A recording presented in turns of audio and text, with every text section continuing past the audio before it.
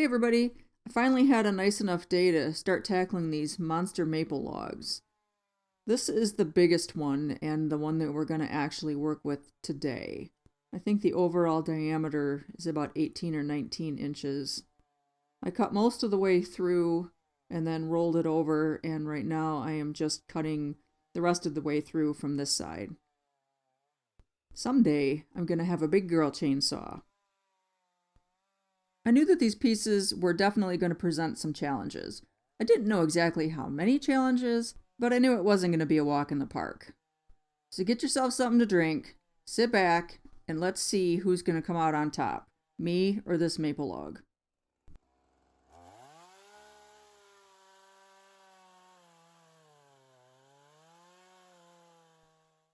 When I'm using the gas chainsaw, I'm usually wearing a forestry face mask. However, the one that I have broke, so today I'm just sporting safety glasses and earmuffs separately.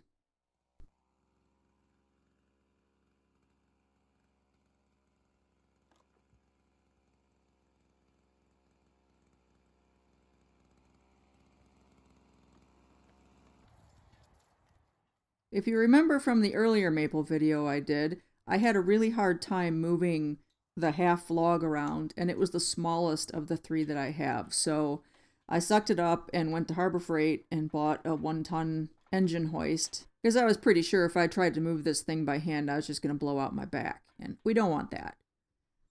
My rigging job here leaves a little bit to be desired, which is funny because I actually do have an overhead crane license as well as a forklift license, but you know, we're not doing too much here, so I don't think it's going to be an issue.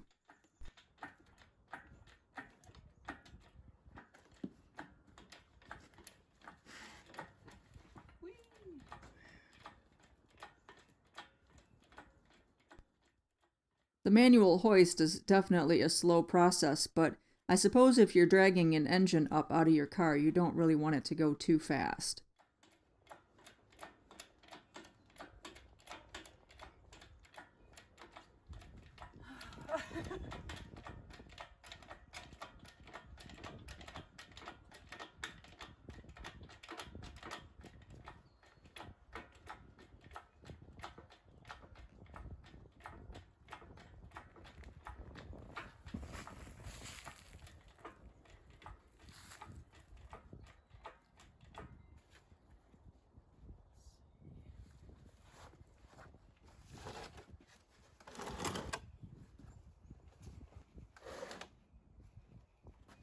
Set it right on top.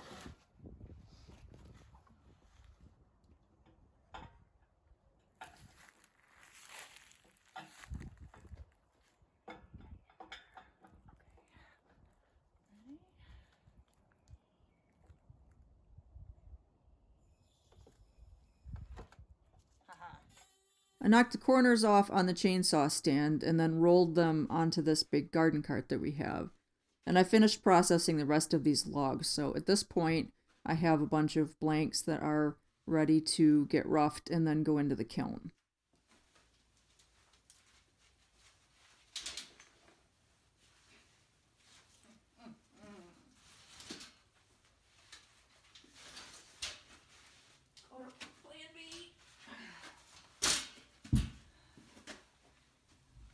Which is going to be, hopefully,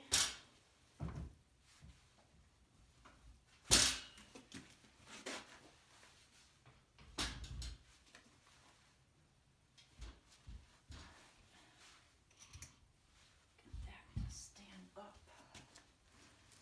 like that for a minute. On account of it won't fit on the lathe. I gotta cut a little more off.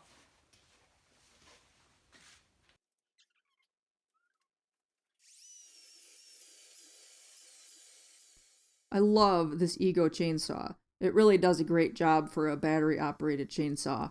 It has a 56 volt battery, 5 amp hours on this one, which are the bigger ones that go in the chainsaw and the lawnmowers. It does a great job. The only complaint I have is that when cutting lengthwise or noodling like this, it just doesn't have quite enough oomph to push the shavings out, and so you kind of have to stop and pull them out by hand.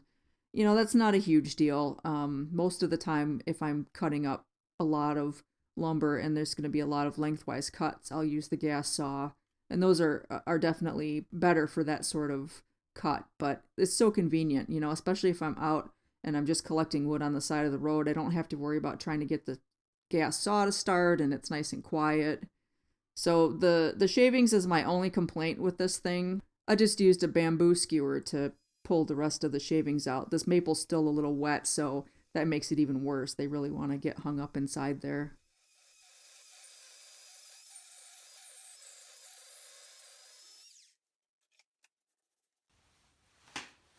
Okay.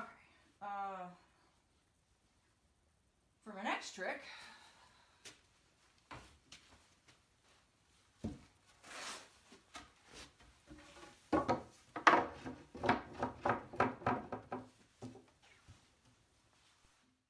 it's still way too heavy for me to pick up, so I'm gonna engineer some way of getting it up on the lathe that doesn't involve me actually picking it up and putting it there.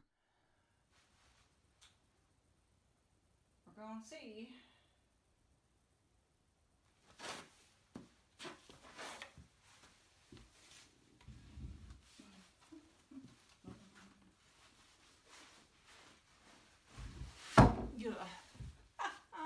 Yeah, that's heavy.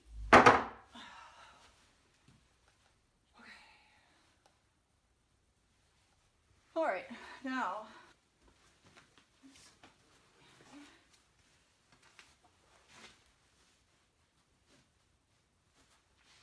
let's see.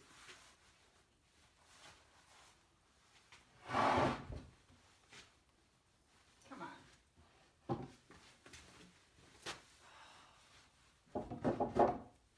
Cut me a little slack, would ya? I mean, for real.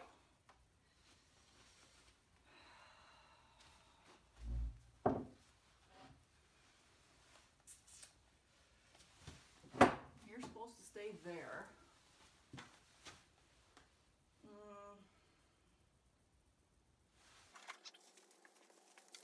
There's a pipe or a shaft of significant diameter, at least enough for what I'm doing with, on the top of the overhead garage door, and I'm gonna put this rope over that and attach it to the strap on the log and see if I can pull it. I think that the angle will be close to being right to help it go up the slope, but we'll see.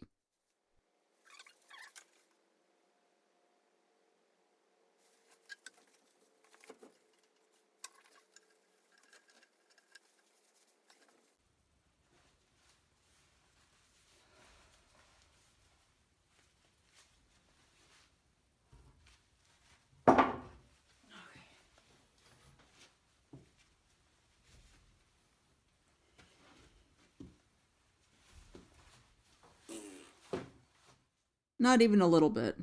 Maybe if I'd had a pulley up there, it would have been better. May have been just too much drag between the rope and the probably not very smooth pipe. Frustrating nonetheless. I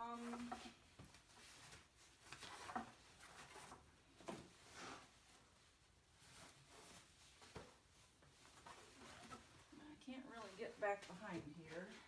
So can I just pull it? If I hold this, you need to go back. You need to go back here. I'm not ready for you yet. You guys need to stay there. I need a nice long angle here.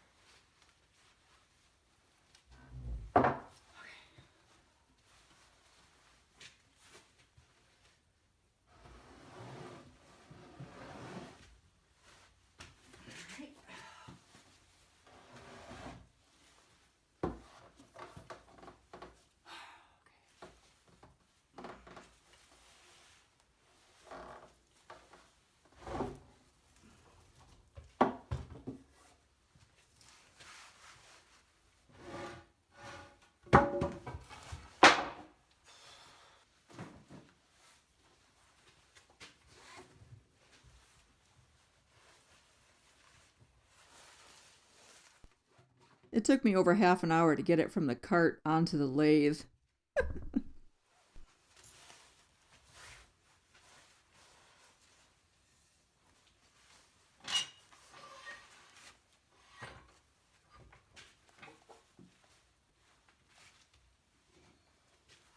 Now seems like a funny time to be measuring it to make sure it's going to fit on the lathe.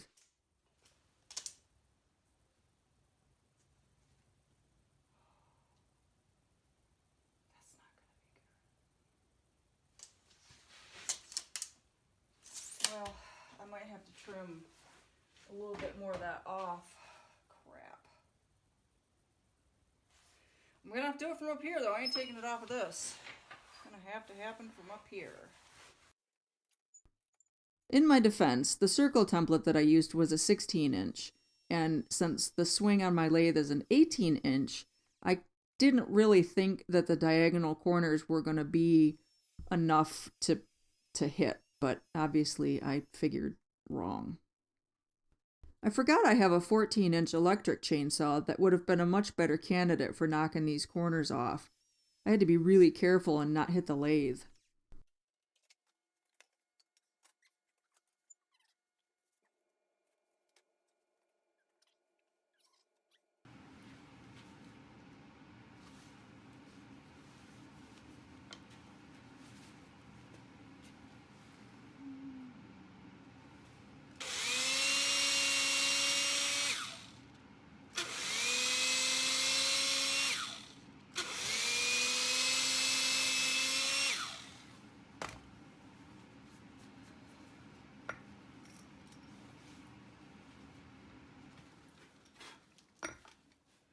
These are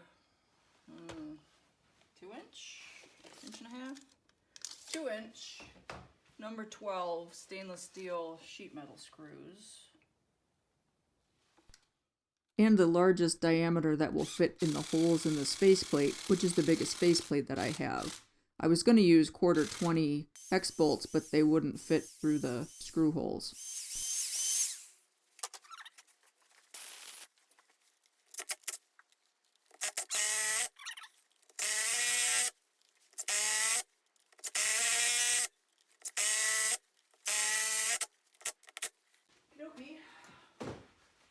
Hopefully, that's not going anywhere. Now, we got to get it on there. Okay, and that's on the wrong side of that. Okay, you go back there. Do another little shimmy here.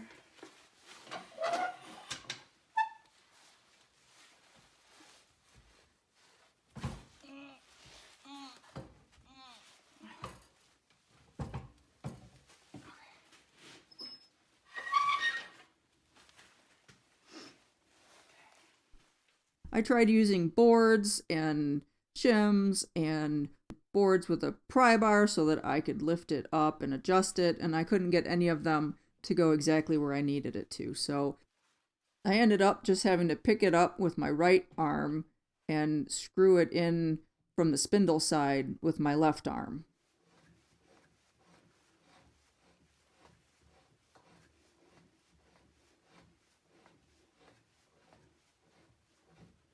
Hallelujah.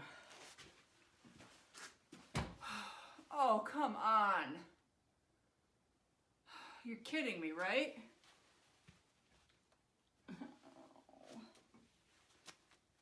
Well, at least I can cut it off.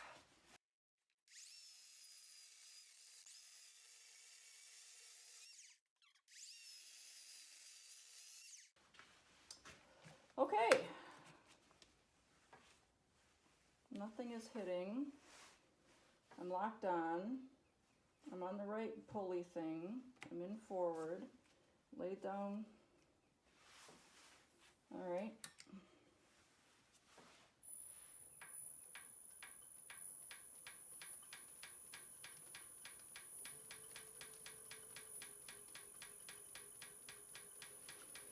I don't know.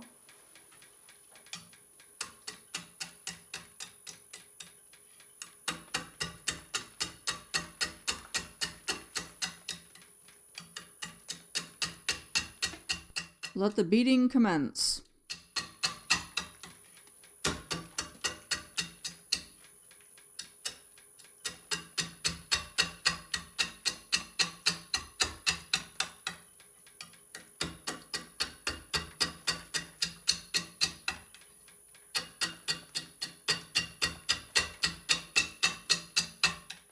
Oh, we're gonna be here all day.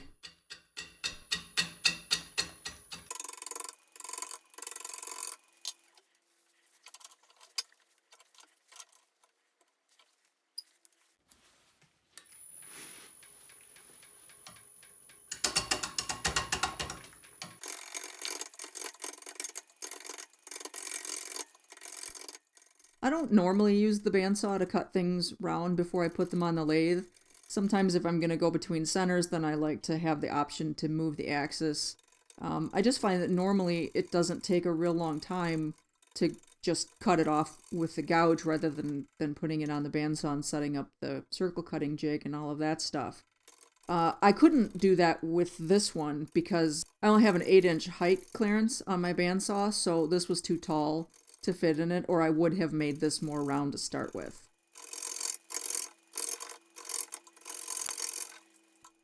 So in addition to the fact that I didn't chainsaw the blank evenly, you know, it's all wonky and the edges aren't even, the curvature of the bark side isn't very even either. And so it's going to take me a long time of cutting air pockets before I get through that and down to solid wood from the bottom part of the bowl.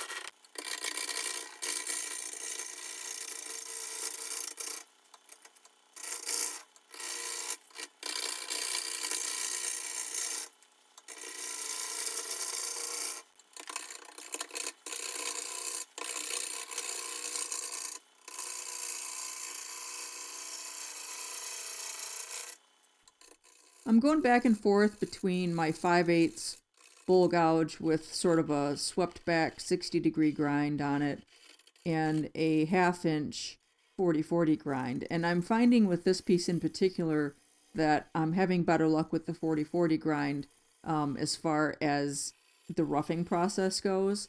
So I end up using that more and more as I go along.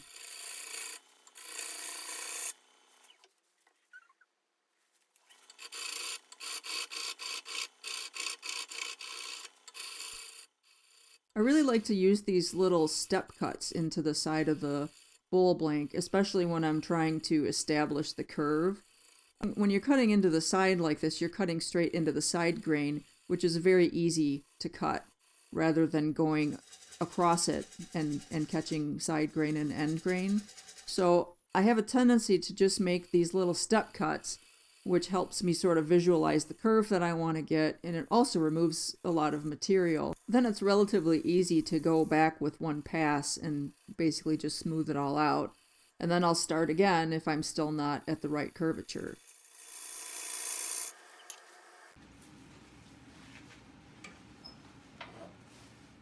Oh, we're not even halfway through it being round yet. We really are going to be here all day.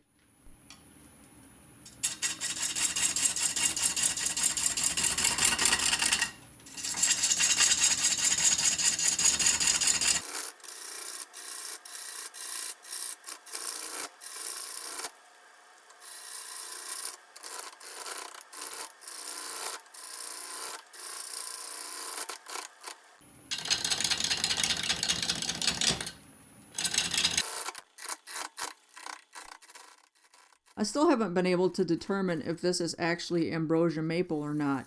A couple of viewers have suggested that it's silver maple, which is entirely possible.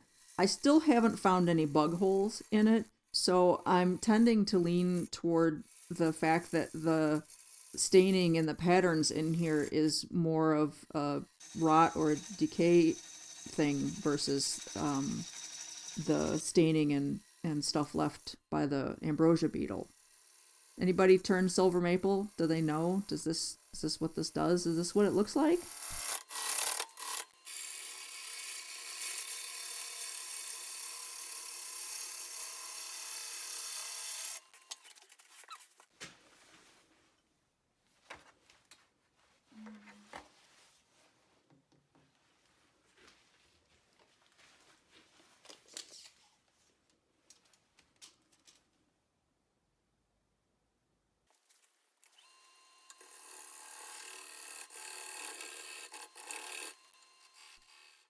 I'm going to be coring these blanks, and this time I'm going to use a tenon rather than a mortise for the coring system.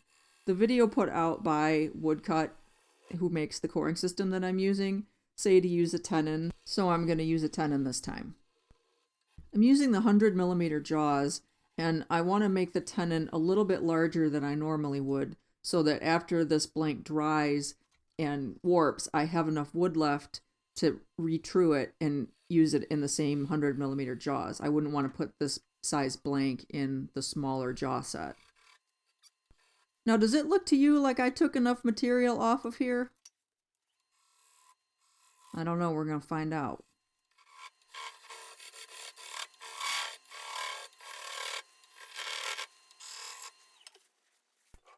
Hey, it's finally round. It's only taken me 1 hour and 40 minutes to get it from the point where I put the faceplate on until it's rounded all on the outside.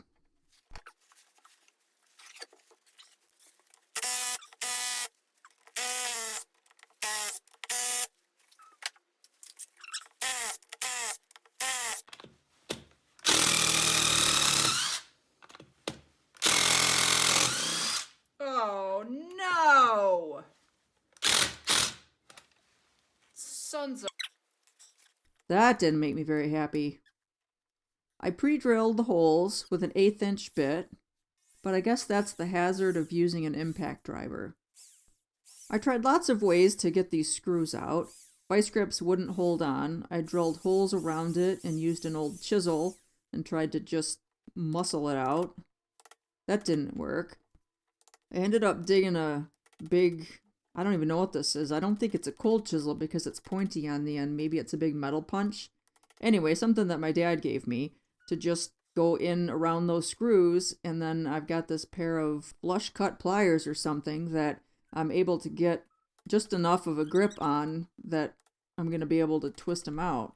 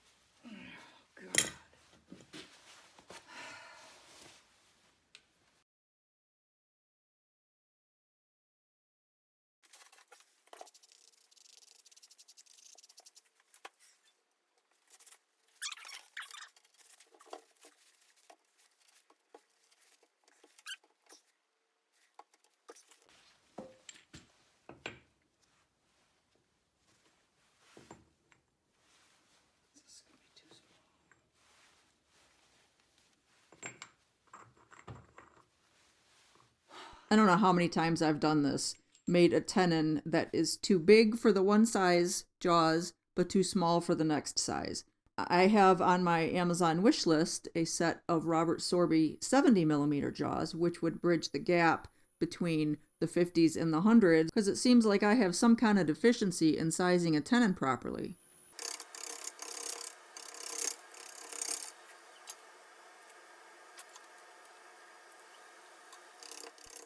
And since I made the tenon too big and had to remount it on a spur drive and not the original faceplate, I cut the tenon to the correct size, but now the whole bowl has to be retrued again because it isn't exactly the same as it was before.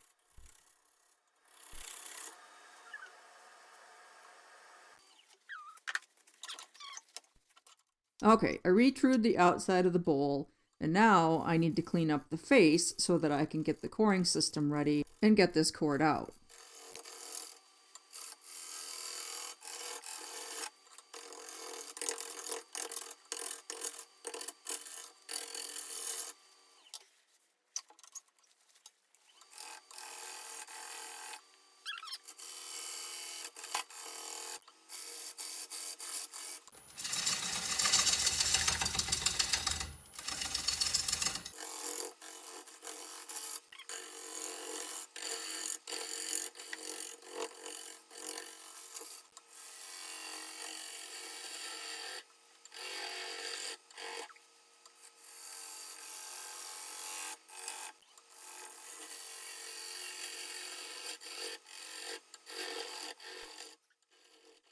I'm going to put a 50mm mortise in here so that I can use that to remount the bowl and put the tenon on the cord bit.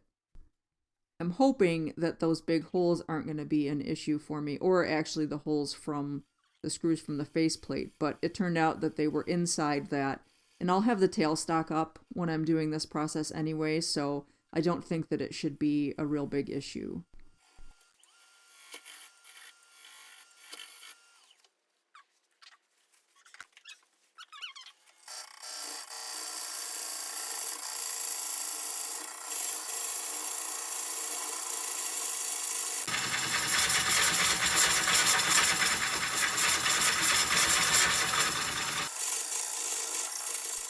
I have the woodcut Bowl Saver coring system, and I have the regular one. They also have the Bowl Saver Max, which has 3 blades, one larger one than these two. So this is not going to be an ideal size for the core. I'm doing the biggest thing that I can with what I have.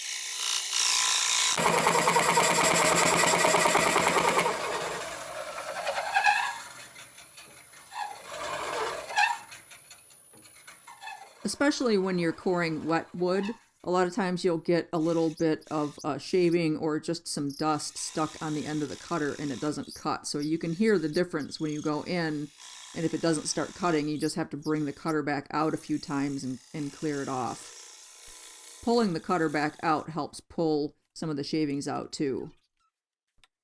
There are some cracks starting, so I drizzled some thin Starbond CA glue in and hit it with the accelerator before I started coring it, just to make sure that I wasn't going to have any explosions.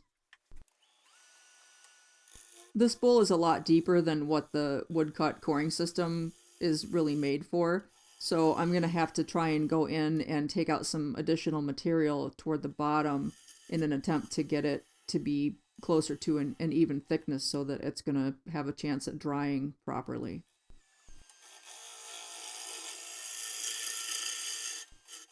As you guys know, liking and commenting and sharing my videos does a lot to help my channel grow. If you're interested in doing a little bit more direct kind of support, I do have a Patreon account as well as a PayPal tip jar and an Amazon wish list for supplies and equipment and things like that. So if you are so inclined, there are ways that you can help me keep at this, and I have links to that stuff in the video description.